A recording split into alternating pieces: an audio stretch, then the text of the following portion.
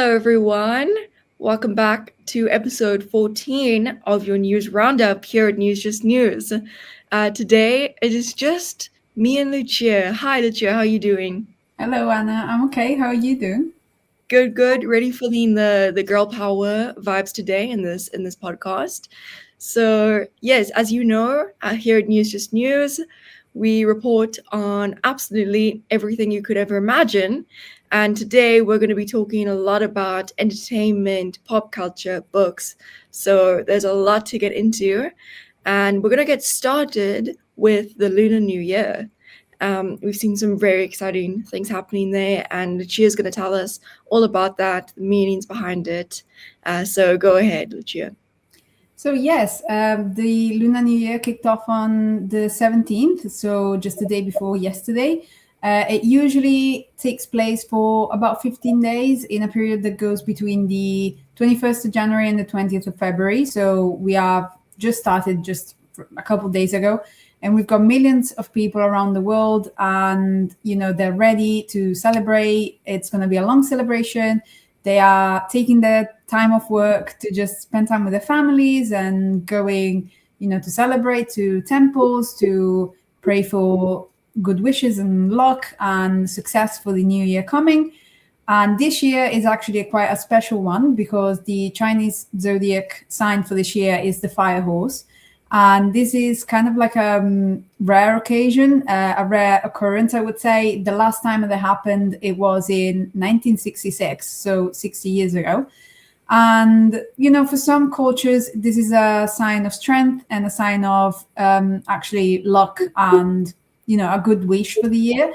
But then not everyone is on the same page. So, for example, in Chinese culture, the fire horse brings strength and luck and success. And this is because the horse is seen as kind of like a revered animal, because obviously it was at the basis of the development of society and it was very useful during war, in agriculture. It's an animal that's always been considered kind of like very trustworthy and reliable. And this means that the fire horse brings, luck, and it brings a lot of success and a lot of strength and resilience.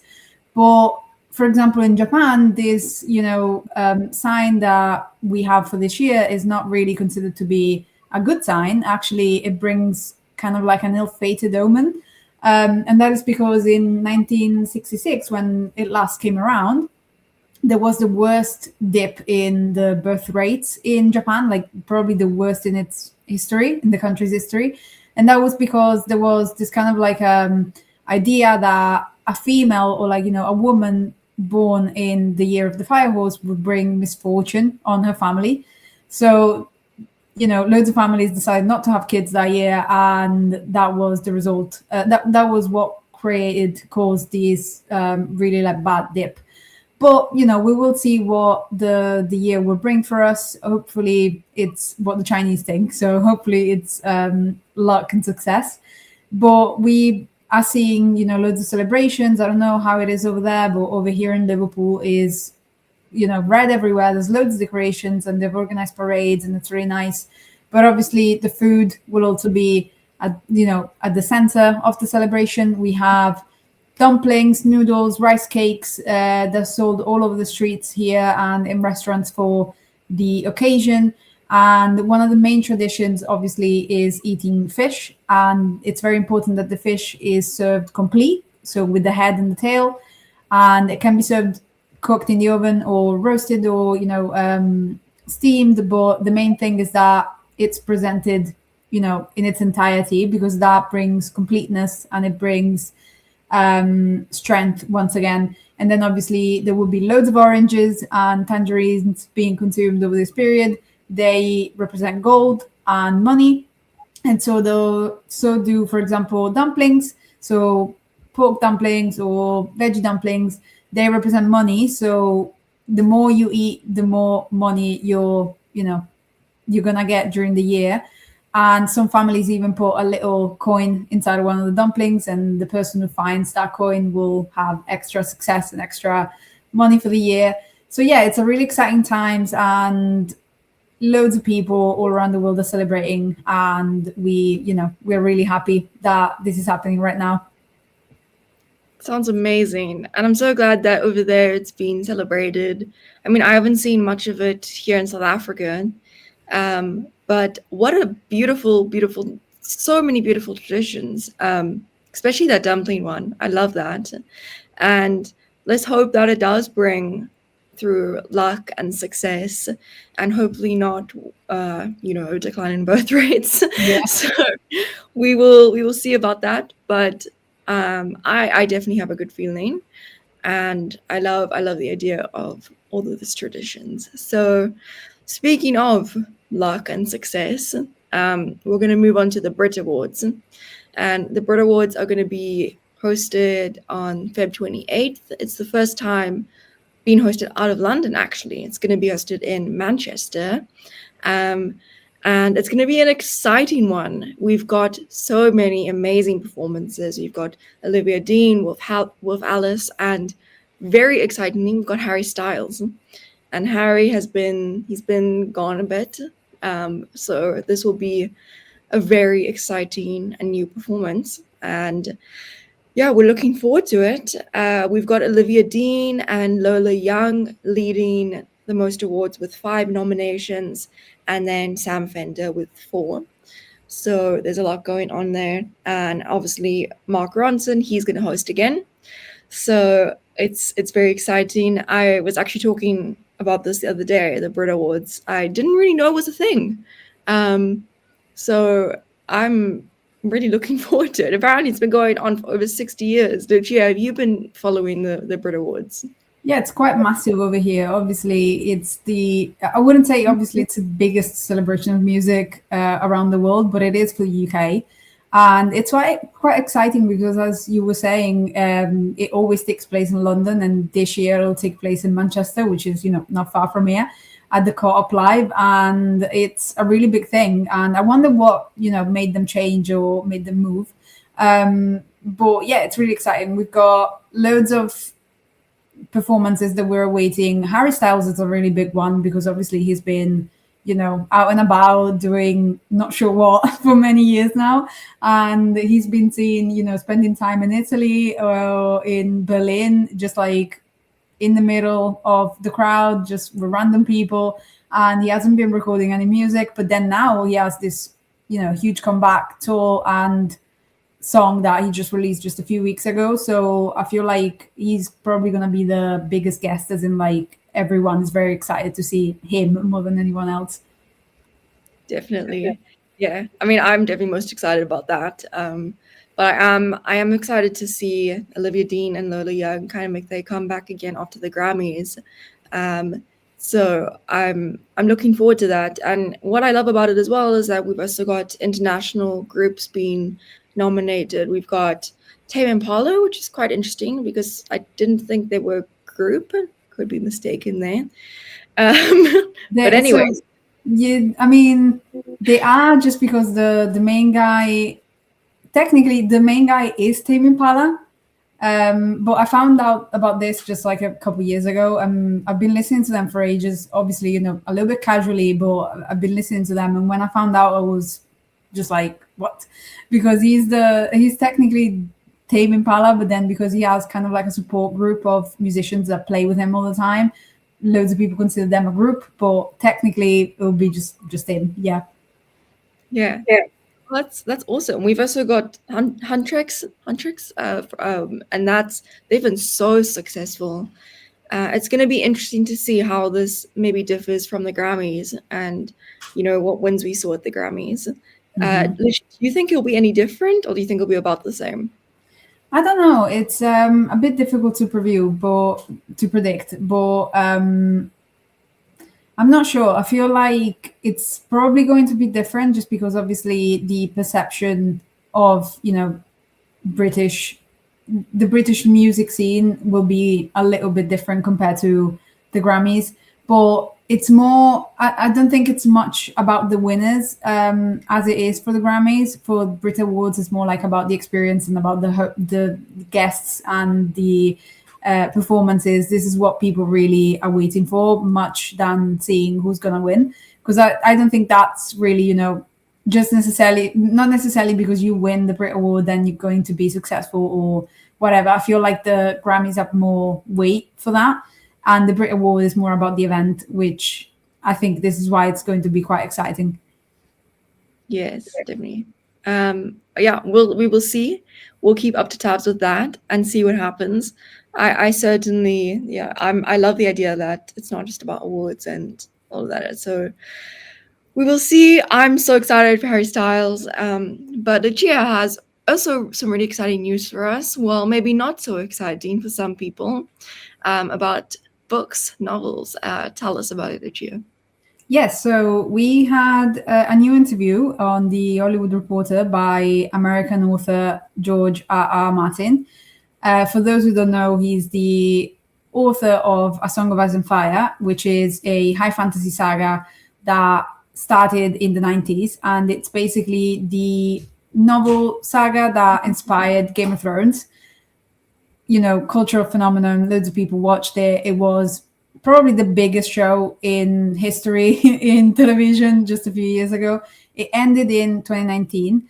And although the show has ended, the novels on which the show was based on are still going. So we are waiting for the sixth book of the saga, which is titled The Winds of Winter.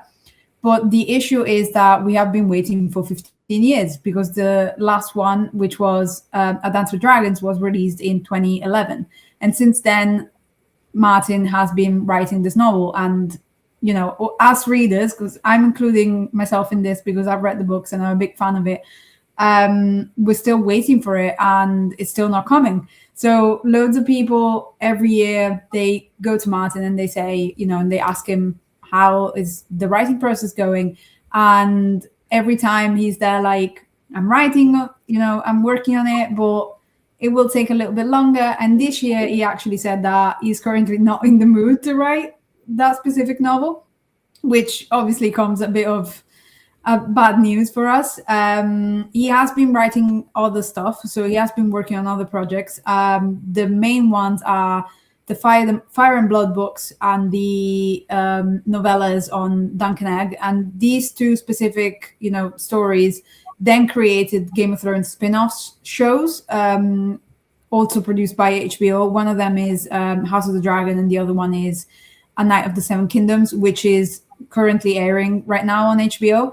And he's been writing those, and he said that he still has another Fire and Blood novel coming, and he wants to write more of the short stories, but he's not really working much on The Winds of Winter because he's not very satisfied with the way the process is going. So he said that sometimes he will start writing a chapter, he will write about it for, you know, pages and pages, and then he goes back to it just a few months after and he realizes that he doesn't like the stuff that he wrote, so he'll start again. And this has been going on for about 15 years. But at the same time, he said he does not want to abandon the project. He does not want anyone else to write it. So he said that if it comes to the end and he hasn't finished the saga, he will consider, you know, the whole thing a huge failure. But we'll see where that goes, because obviously we have The Winds of Winter, but it's not the last book of the saga. He said that after that, there should be another one, which is A Dream of Spring. But if we're still waiting for the sixth book, who knows when we will ever get the seventh book. And in the meantime, fans are still waiting. But he did say that because he wants to finish it, maybe, you know, there's still a little bit of hope for us, hopefully. Yeah, I also hope. I mean, he's built such a loyal fan base over these years, and 15 years, you said. Yeah. Crazy. You know, everyone has their own creative process, but especially if you have loyal fans, we will see if he releases that or not. Hopefully he does. And I feel for you, especially knowing that you're a fan. And that is frustrating. So also kind of a crazy thing for him to just say doesn't feel like it. But I know. Did you used to watch Game of Thrones? Have you ever seen it? yes, yeah. Apparently, yep. Oh, go on. No. Go ahead. That he said that apparently because obviously the show ended in 2019 and they had to produce an ending for it. So they kind of took inspiration from what Martin told them told them and created their own finale. But then he said that he doesn't think that his books are going to end in the same way, because apparently the finale for the show was too sweet. He wanted to kill more people. And this is a show that it's, known for killing a lot of main characters. So I don't know what he wants to do. But the ending was very controversial. So I'm hoping that the ending of the saga of the books, it's gonna get a little bit better than what we saw in the show. Yeah. Yeah, he definitely has fans on the edge of their seats right now. So we will see and keep up to tabs with that. Yeah. Another thing that we've discussed on this podcast is Wicked and Cynthia Erivo and Ariana Grande.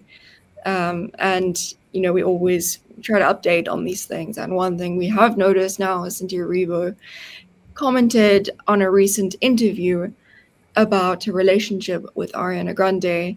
A lot of fans were giving speculations that they were very codependent or touchy or acting weirdly in the press release. We obviously saw in the press tour so many, just a goldmine of memes and pop culture moments.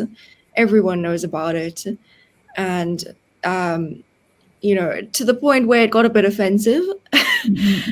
But yeah, Cynthia essentially, she kind of debunked all of those rumors about them being in a romantic relationship. And, she's been married with Lena Waithe since 2020? And Ariana Grande has been with Ethan Slater, who plays Bach in Wicked, since 2023. So again, crazy rumors to have when the two of them are already in relationships. She did say, as a quote, that there's such little conversation around platonic female friendship that is deep and real. And I think that is true. I feel like they were maybe a bit fetishized in a way. But another thing she commented on is that Ariana herself, she's obviously been through a lot. And, in times when there's emotion, she needs contact. That's why that they're often holding hands or doing that, hugging. And she kind of explained the reasons behind that. And just kind of showing that vulnerability doesn't have to be romantic. It can also just be a deep friendship. So that's what Cynthia said. Lucia, what do you think? I think it's a good thing that obviously she went out and said, this is actually the truth. And also, it would feel kind of crazy because the whole Ariana getting with current, fiance. I'm not sure if they're married actually as of now. I don't think so. Are they? Engaged. They're engaged. There you go. So it's been that relationship itself. It's been quite on the spotlight as well, because obviously he was married and he had a small kid, and then they broke up and he went on to be with Ariana. So it would be kind of crazy now if only like a year or two after they would have to have other rumors of Ariana being with someone else, because I don't think that was going to happen. I didn't think that was going to happen anyway. So it's kind of crazy. And in general, yeah, I agree with you. I think that they have been partly due to the way they behaved. Obviously, they kind of been fetishized in their relationship, and it is normal. I feel like when two people are really close, especially sometimes it might happen with girls. They tend to be very close, and sometimes for people on the outside who don't really understand the relationship, they can be kind of like judging or trying to label a relationship, when sometimes you can just be very close, and that's just the way it manifests between you and the other person. So I feel like obviously she didn't need to explain anything to anyone, but if that's what she wanted to do, then it's the right thing that she did, especially addressing all of the rumors and the things that people were saying, sometimes even being mean, or just like, as you were saying, kind of like making it worse.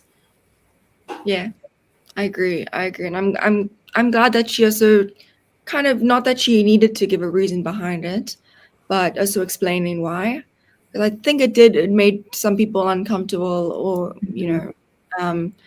but I'm glad that that's finally concluded, because I personally was getting quite fed up of it. Yeah. So I'm glad that's over. Yeah, I think that's all we have for today, guys. Yeah. Awesome. So thank you so much for joining us. Just the two of us today, and I think it was a great conversation. And remember that everything we've talked about today is available on newsjustnews.com. We've got articles on about everything there, not even just what we've talked about today. We've also got science and sports, everything. So please go and check it out, read, and we'll see you next week for episode 15. Thank you so much, guys. Bye-bye. Bye.